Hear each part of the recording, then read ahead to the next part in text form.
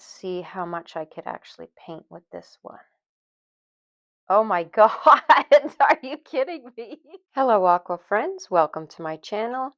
My name is Nicole, and today I am going to do a review of these Fuummi brushes. Now, I have already pre-opened it, so I don't still have it fresh. I wanted to use them a lot before I went over this review with you. So they did send me 3 of these quill brushes, a size 2, a size 6, and an 8. First, we're going to play with doing some brush strokes, and we're going to compare them to some brushes that I normally use.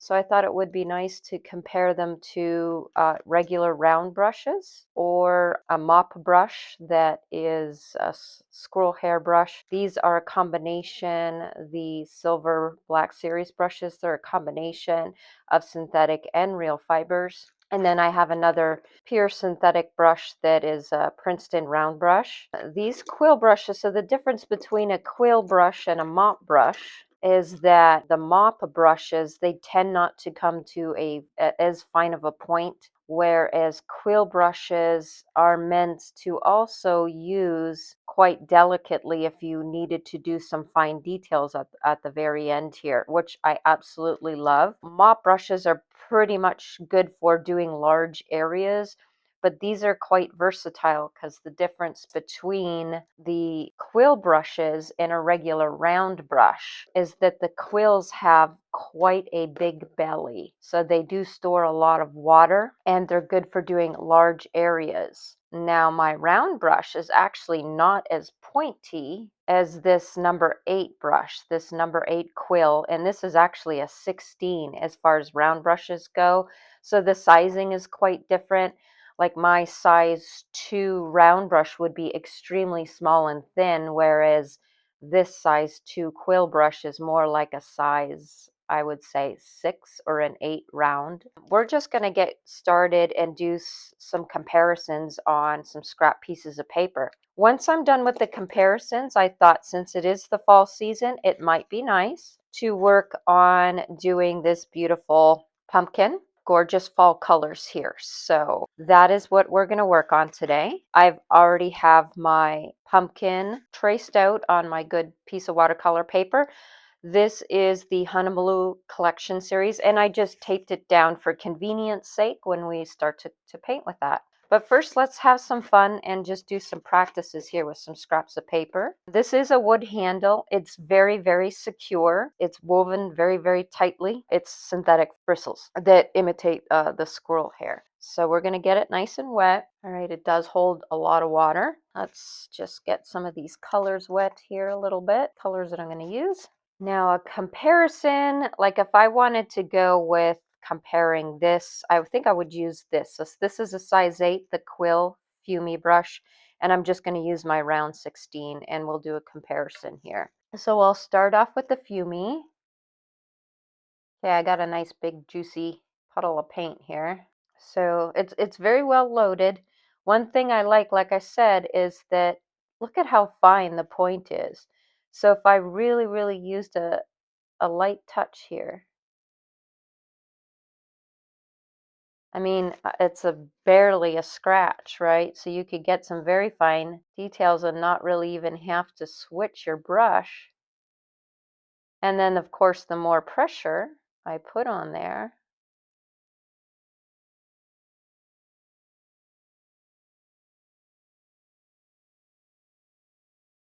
and it's still wet.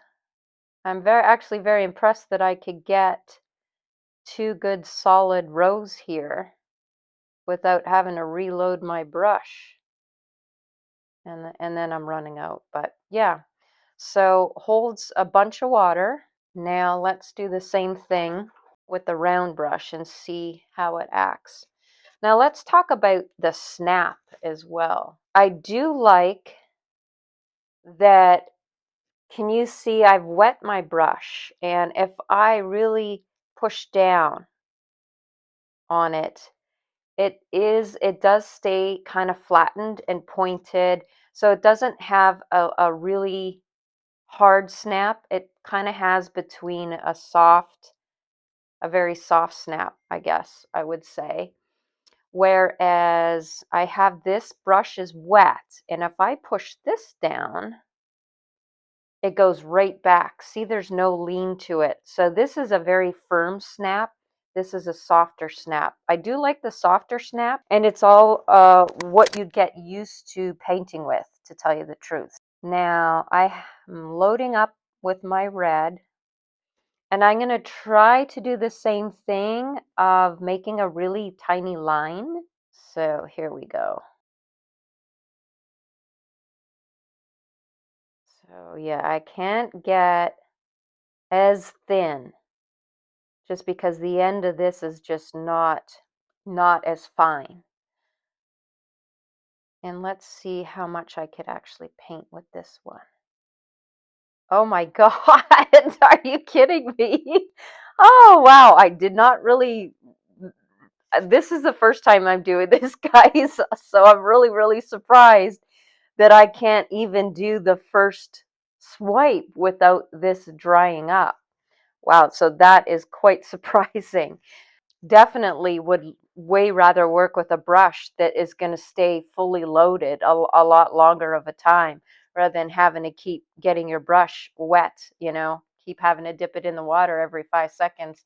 I would say let's now compare. This is a round 8. So this is part squirrel hair, part synthetic.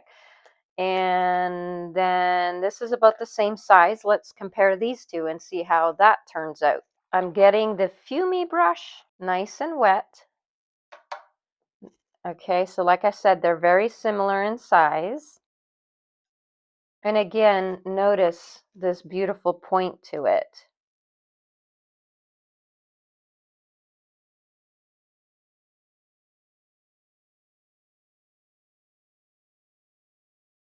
Okay, so the belly of this is not as big. It's not going to last as long.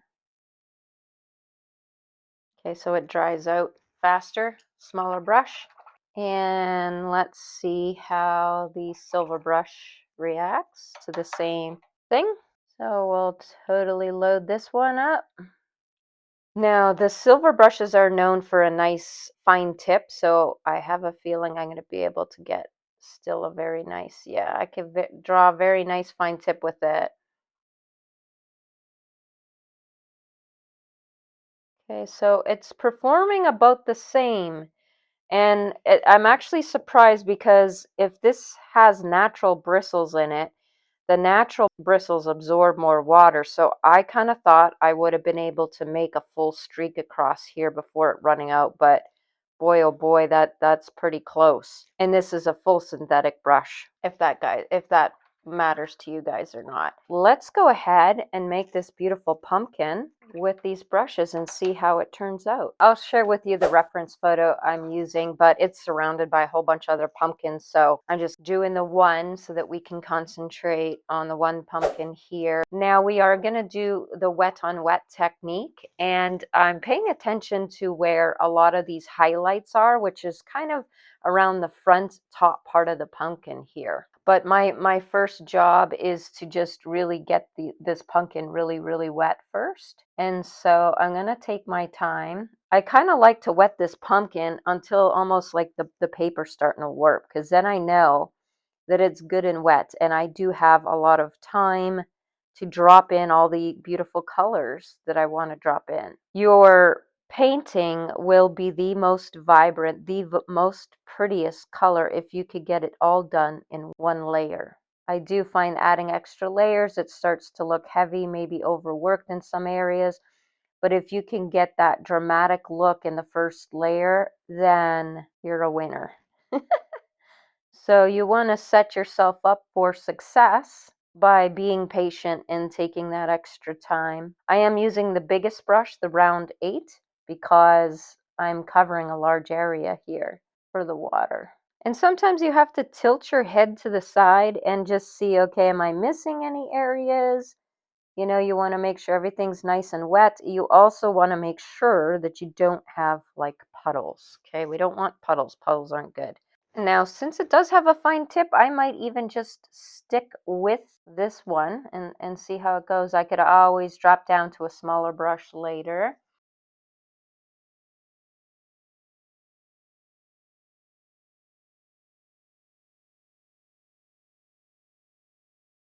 So I'm not going to put this everywhere, especially not where the highlights are. Like, I'm going to kind of go around the highlights. The stem we will work once the whole thing is dry. So I'm not going to worry about the stem right now. I just want to get some of this color here onto the pumpkin. And like I said, I won't put it everywhere, but now the orange that I have, I'm going to mix it with this yellow. This is Transparent Pyrrole Orange by Daniel Smith. Beautiful orange. So I even went over my lines there. And it is a lot more darker. So I'm bringing in some of my red too. And bringing in that red, I'm not washing my brush. Notice I'm not washing my brush. Okay, so it is going to start to dry. I have to take advantage that I have a big belly here on this brush. So we're going to still get these colors in. That's one thing, is you're always working against the clock with watercolor because it does dry fast. I'm being kind of sloppy here, but I plan on putting something here on the bottom. So we're going to pick up some of this orange. I'm going to mix it with my red parts that are quite dark, which are kind of close to the bottom here.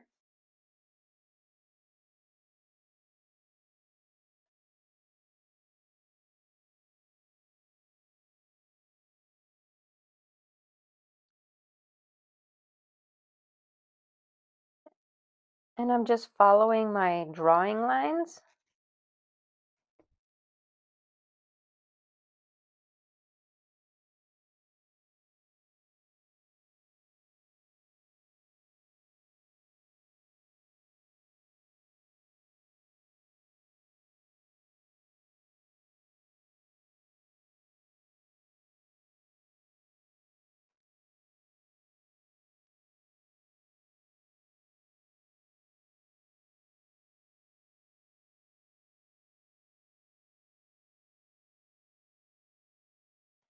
Now, I like to use this big fluffy brush trick where you drag a dry brush through those highlights, and it kind of just makes it really dreamy and smooths everything out. Kind of helps mix it together. Now, that will dry a lot faster too, so just keep that in mind. The bottom, where it's darker, I could bring in, I do have some sepia here, just to kind of get in some of these shadows. But I am starting to run out of time because my paper is drying. Like I said, you're always working against the clock, eh?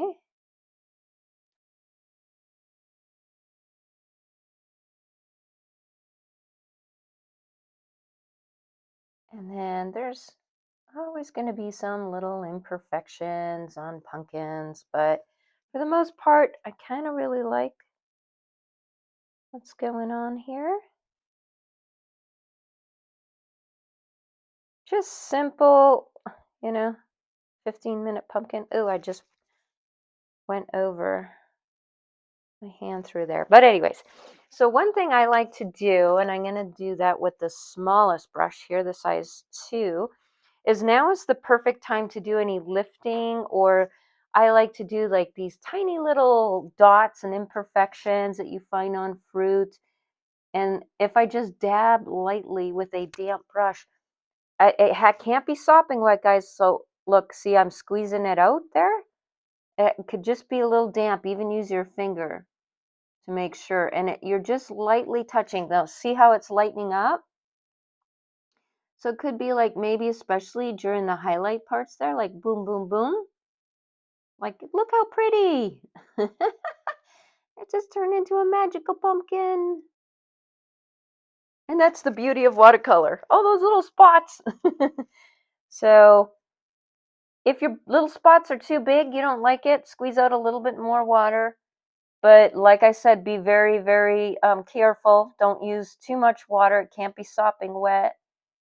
Okay, so just tiny little fairy lights. just tiny. I keep touching. See, I messed it up that back here. You know what? I might have to take that off with a magic eraser. So, okay, so things can be fixed. Now, since this is still wet, I'm going to try to repaint that in since I smudged it. But anyways, okay.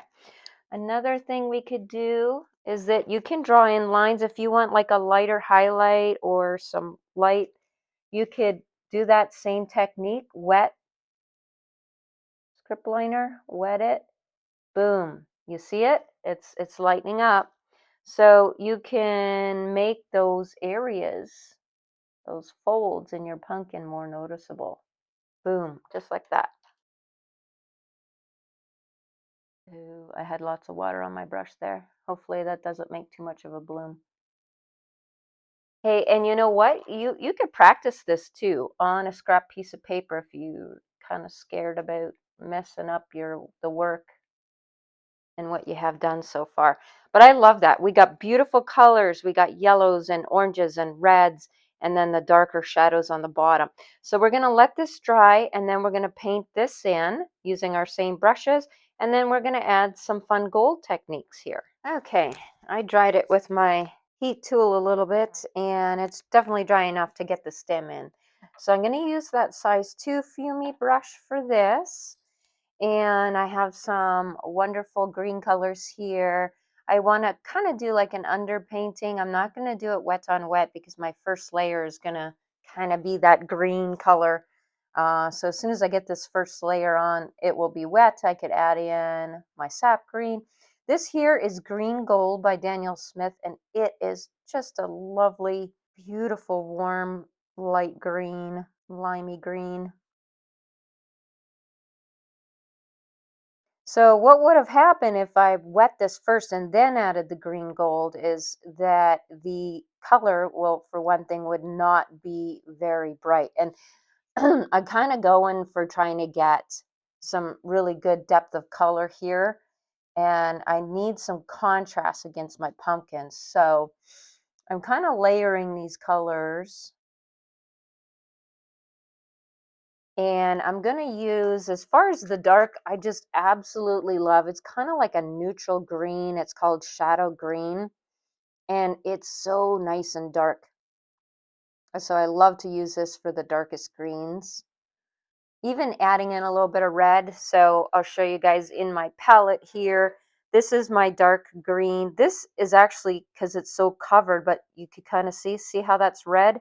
So red and green are opposite on the color wheel. So if you want something really dark, then you mix in a little red and man, you're going to have like almost black.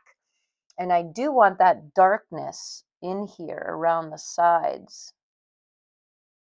So as I'm explaining things, like a paper's drying, a paper's drying. So I'm just going to kind of wet it. Now around the bottom, especially, that's where there's some really dark colors. So just taking a look at my reference photo, there's kind of like all these like dots and imperfections, lines.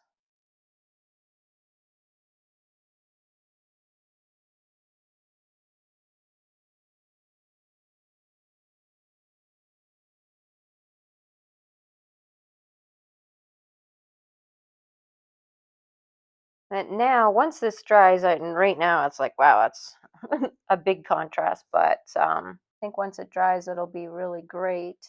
Okay, so back to our pumpkin. This did dry, pretty dark.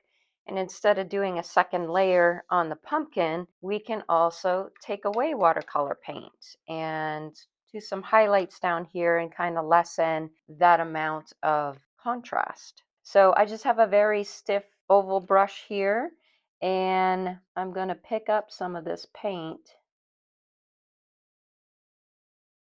Just take away some of it.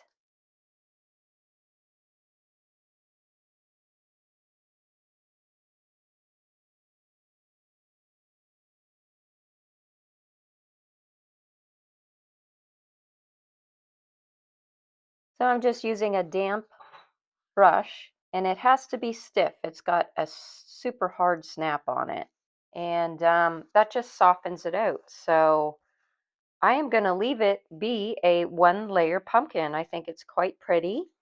And now for the fun part, I do want to show you that I did this little test here and I used gold leaf, which almost has an embossing effect. It's pretty cool, but I screwed up and I don't know what I did up here, but there must have been some glue that got dragged here, so the gold leaf picked up in some of these areas and wrecked the effect I was going for. But if I didn't have had screwed up here, this would have turned out to be a cute little card. I'm going to see if I could somehow fix it, but instead of using the gold leaf where I'm doing the adhesive, I'm just going to use ink, and it's just a 1-layer and it's done. And so all I did was drew some curly cues around the bottom and around the top, just like how I showed you. And you're just going to use a script liner brush. Afterwards, you do want to rinse out your brush really, really well. And I will start on the bottom here.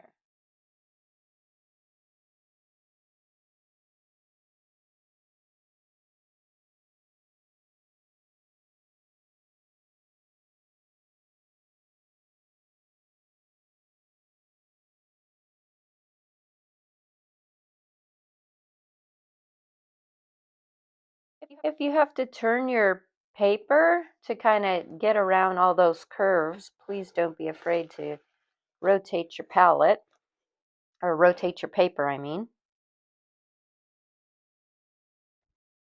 And while I'm here, I might as well do this side, and then I can turn my paper around.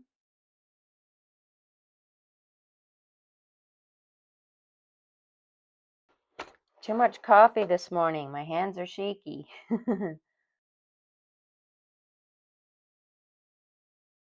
All right, I'm going to turn it this way.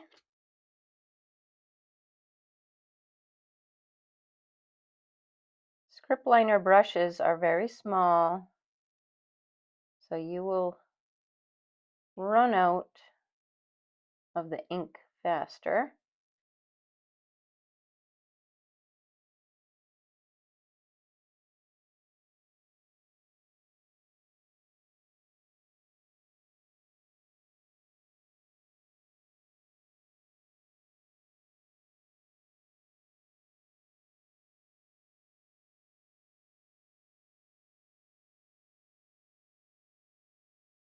And that just adds a cute little touch of some gold charm to your autumn pumpkin.